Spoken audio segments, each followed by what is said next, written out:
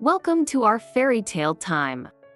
Today, we step into Hans Christian Andersen's timeless story, The Snow Queen. In this magical world, we will follow a brave little girl named Gerda as she journeys through snow and ice to find her dearest friend, Kay. Sit back, open your heart to imagination, and let the world of yarn dolls bring you a warm and enchanting adventure. In a little town blanketed by snow, two inseparable children, Kay and Gerda, were like the warmest flame in the heart of winter, always side by side.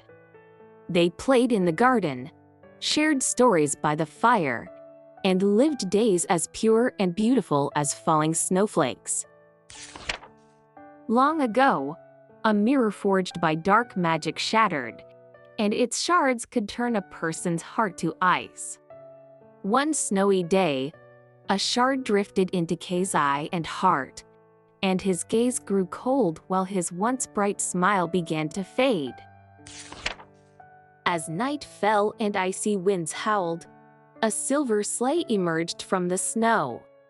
The Snow Queen arrived, her gown sparkling with the light of ice crystals, her gaze as distant and cold as the stars over the polar night, softly calling Kay's name. Drawn to the Snow Queen's presence, Kay climbed into her sleigh.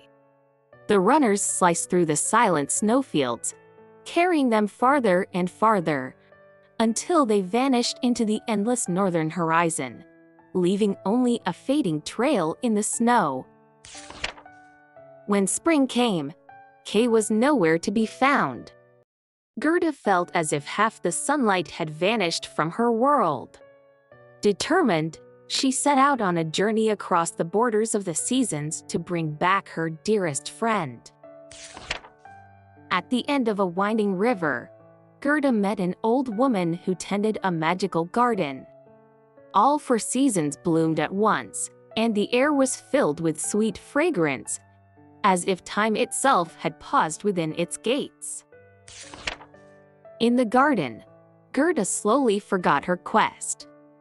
She spent her days speaking with flowers, basking in the sunlight's warmth until a single rose reminded her that Kay was still waiting for her. Gerda bid farewell to the old woman and walked down the garden path. With her small bundle on her back and hope rekindled in her heart, she stepped once more into the unknown. In the forest, Gerda met a talkative crow who told her that a prince in the castle might be the one she was searching for. Gerda entered the palace, only to find the prince was not Kay. Though disappointed, the prince and princess warmly welcomed her and gifted her warm clothes and a sleigh to help her on her way. The sleigh sped across the vast wilderness, the howling wind lashing Gerda's cheeks with icy frost. Far on the horizon, the clouds were painted with a faint golden glow by the setting sun, as if pointing her toward her goal. She gripped the reins tightly, feeling an unseen force drawing her ever closer to Kay. Deep in the shadowy forest, a band of robbers leapt from the trees, surrounding the sleigh, their eyes sharp with suspicion. Leading them was a girl in a fur cloak, her gaze quick as the wind, tinged with curiosity as she studied the snow-dusted stranger before her. The robber girl gave Gerda shelter, and that night, they sat together by the flickering fire. The flames cast dancing shadows of the trees and lit up their faces. They spoke softly of dreams and fears, while outside, the wind howled unable to touch this small circle of warmth. At dawn, the robber girl brought forth a sturdy reindeer, its fur glistening with a golden sheen in the morning light. She patted its neck, signaling it to carry Gerda north. With a low, resonant call, the reindeer stepped onto the snow-covered path, carrying her toward the colder reaches of the world.